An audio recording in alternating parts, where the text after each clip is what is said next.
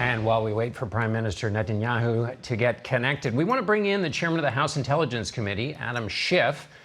Congressman Schiff, I want to ask you about the situation in Israel. Israel has a right to defend itself, but is taking criticism about the amplitude of that response. At least 181 Palestinians dead, including 52 children. The attack on the building that housed the Associated Press and Al Jazeera. Is the response disproportionate in your mind to these attacks from Hamas? Well, first of all, it's a terrible tragedy what's going on, and the loss of life is just deplorable. Every rocket that Hamas sends into Israel is a deliberate effort to kill civilians, and I think we need to understand that. These rockets are indiscriminate and by definition designed to kill civilians. Israel has the right to defend itself, but has to use every effort to avoid civilian casualties. Now, I think they are trying, but nonetheless, the death toll increases and the violence has got to stop. And I think we need to do everything possible to bring about a ceasefire. I think the administration needs to push harder on Israel and the Palestinian Authority to stop the violence, bring about a ceasefire, end these hostilities, and get back to a process of trying to resolve this long-standing conflict.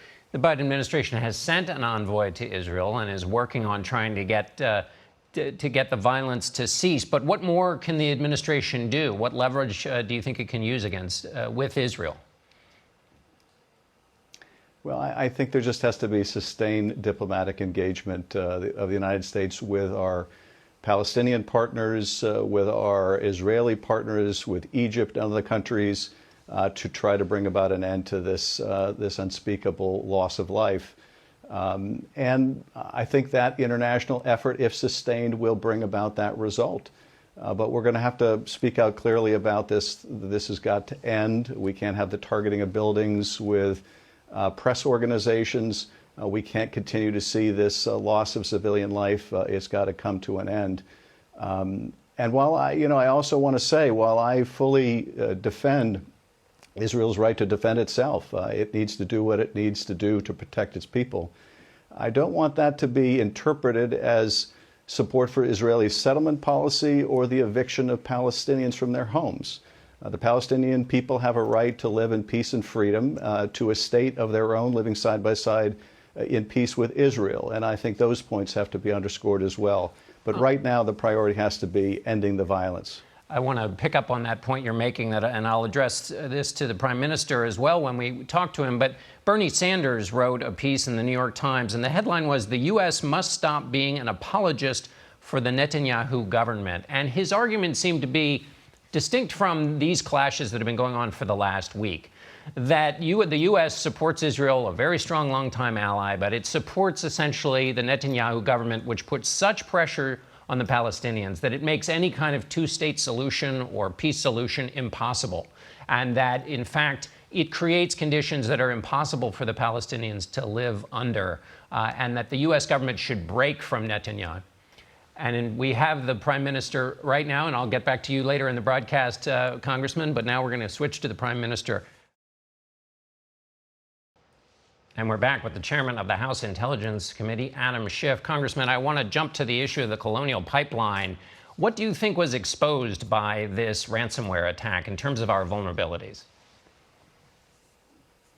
Well, that our critical infrastructure is just not adequately protected. This is something that we knew before this attack, but now we can see so graphically. And I think it really calls upon the government to insist that a lot of this critical infrastructure that's in private hands be better protected. And if it means the government is going to have to set out minimum security standards, cybersecurity standards for private industry and critical infrastructure, then that's what we need to do. But we're all too vulnerable. I think the government is also going to have to go after these ransomware groups. And I think we're going to have to hold the host governments like Russia, China, and elsewhere responsible. And force them to indemnify against these attacks when they allow these criminal groups to operate on their soil. When you say go after them, retaliate with attacks or try to prosecute them? What do you mean? Well, I think we certainly ought to prosecute them when we can, although that's very difficult given where they're located. But I think we need to use our own cyber capabilities to go after their infrastructure, to cripple their ability to conduct more ransomware attacks, to deprive them of the resources that they gain by claiming ransoms, and make their life very difficult. We have the capability to do these things. I think we need to utilize that capability. In the minute we have left, there is sometimes called a blind spot between the intelligence agencies you work with and the corporations. How do we close that blind spot? How do they communicate in a way, one's public, one's private? Well, we need to increase that collaboration. We've tried in the past, not very successfully. We need to make sure that the private industry feels comfortable sharing information with the government and vice versa, while protecting people's privacy.